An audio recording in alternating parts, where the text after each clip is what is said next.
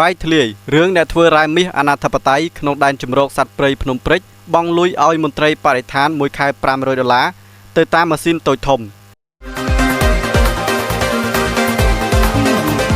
មណ្ឌលគិរីបាយធ្លាយរឿងអ្នកធ្វើរ៉ាយមាសអនាធិបតេយ្យក្នុងភូមិសាស្ត្រនានាក្នុងដែនជំរកសត្វព្រៃភ្នំព្រិចគឺតម្រូវឲ្យបង់លុយឲ្យមន្ត្រីបរិស្ថានមួយខែ$500រួមនឹងសមត្ថកិច្ចពាក់ព័ន្ធផ្សេងទៀតទៅតាមការបូមមាសនោះប្រើម៉ាស៊ីនធំឬតូចការបាយធ្លាយរឿងនេះកើតមានឡើងបន្ទាប់ពីមានករណីស្លាប់យុវជនអ្នកបូមមាសម្នាក់ត្រូវបាក់ដីសង្កត់លើខណៈកំពុងបូមមាសស្ថិតនៅភូមិខ្ទង់ឃុំស្រែឈូកស្រុកកែវសីមាខេត្តមណ្ឌលគិរីកាលពីថ្ងៃទី31ខែមីនាឆ្នាំ2025ករណីបាក់រណ្ដៅដីនេះជនរងគ្រោះដែលបានបាត់បង់អាយុជីវិតមានឈ្មោះកឹមសានផ្លយភេទប្រុសអាយុ29ឆ្នាំជនជាតិភ្នងមានទីលំនៅភូមិខ្ទង់ឃុំស្រែឈូកស្រុកកែវសីមាខេត្តមណ្ឌលគិរីត្រូវជាកូនប្រសាររបស់មន្ត្រីបរិស្ថានដែលឈរជើងការពារនៅតំបន់នោះតាមប្រភពពីសមត្ថកិច្ចបានដឹងថានៅថ្ងៃកើតហេតុជនរងគ្រោះនិងបងប្អូនរបស់គាត់មានគ្នាចំនួន9នាក់បានទៅជីកដីចាក់តោដើម្បីរកមាសនៅចំណុចកោះពីមរោងអូទេជនរងគ្រោះឈ្មោះកឹមសានផ្លយ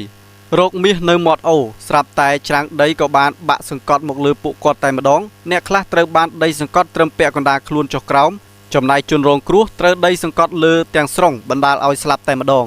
ក្រោយកើតមានករណីបាក់រណ្ដៅស្លាប់បណ្ដាញព័ត៌មានអេសានប៉ុស្តិ៍ក៏ទទួលបានប្រភពពីក្រុមអ្នកធ្វើអាជីវកម្មរ៉ែមាសផ្សេងទៀតនៅតំបន់នោះថាខែនេះការធ្វើអាជីវកម្មរ៉ែមាសនៅតំបន់នោះមានអ្នកខ្លះសម្រាកសិនដោយសារទី1ខ្វះខាតទឹកប្រើប្រាស់បើទឹកមិនគ្រប់ពិបាកធ្វើ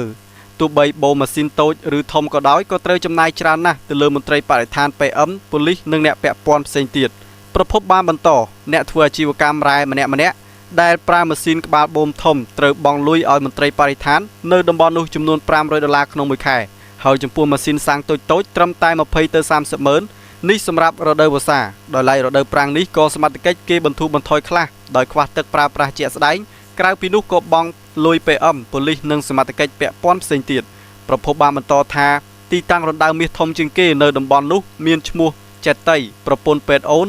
ដែលជាឈ្មោះរកស៊ីឈើនិងធ្វើអាជីវកម្មរ៉ែមាសផងគឺជាមនុស្សដែលស្និទ្ធជាមួយនឹងមន្ត្រីបរិស្ថាននិងកម្លាំងសមត្ថកិច្ចផ្សេងគឺធ្លាប់ស្គាល់ចិត្តថ្លើមគ្នាចេញចូលបាយទឹកនៅផ្ទះរបស់ឈ្មួញខាងលើនៅចំណុចកែងភូមិខ្ទង់ចំណែករណ្ដៅផ្សេងទៀតគឺត្រូវពឹងពាក់ជាមួយឈ្មួញឈ្មោះចេតៃ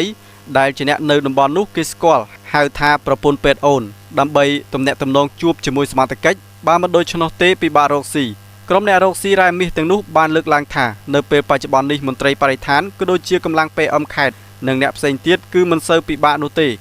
ឡូវនេះអ្នកដែលពិបាកលោកព្រឿងដែលជាអ្នកភូមិស្គាល់ថាអ្នកប្រមូលសេដ្ឋកិច្ចនៅតំបន់ឲ្យមេនៅខេត្តកំពុងតែដើររករឿងម៉ាស៊ីនតូចដែលមិនមានលទ្ធភាពបង់លុយតែចំណែកអ្នកមានម៉ាស៊ីនធំដូចចេតៃនិងអ្នកផ្សេងទៀតឲ្យលុយមិនហ៊ានចាប់ទេពាក់ព័ន្ធនឹងករណីនេះក្រុមការងារបណ្ដាញសារព័ត៌មានអេសានប៉ុស្តិ៍នៅមិនទាន់ទំនាក់ទំនងសុំការបញ្ជាក់ពីលោកព្រឿងជាមន្ត្រីនគរបាលសេដ្ឋកិច្ចខេត្តនោះបាននៅឡើយទេចំណែកលោកព្រំរតនវិបុលនាយកដែនជំរកសត្វព្រៃភ្នំព្រិចបានដឹងនៅរសៀលថ្ងៃទី1ខែមេសា2025នេះថាពិតជាមានករណីស្លាប់ដោយសារការធ្វើអាជីវកម្មរ៉ែមាសនោះពិតប្រាកដមែនហើយជនរងគ្រោះនោះត្រូវជាកូនប្រសាររបស់មន្ត្រីដែរមន្ត្រីបរិស្ថានរូបនេះបានលើកឡើងថាពួកគាត់ធ្វើជាលក្ខណៈគ្រួសារដោយប្រើម៉ាស៊ីនបាញ់លើមិនមានរណ្ដៅធំដុំអ្វីនោះទេលោកក៏បានបញ្ជាក់ដែរថាករណីកើតមានការធ្វើអាជីវកម្មរ៉ែមាសនៅតំបន់នោះកន្លងមកលោកក៏ធ្លាប់ទៅបង្ក្រាបចាប់រឹបអូសម៉ាស៊ីនសាំងបូមមាសនៅចំណុចទីតាំងផ្សេងក្នុងភូមិសាស្ត្រនោះបានមួយចំនួនដែរនិងបានធ្វើរបាយការណ៍បញ្ជូនសំណុំរឿងទៅថ្នាក់ដឹកនាំរួចហើយដែរ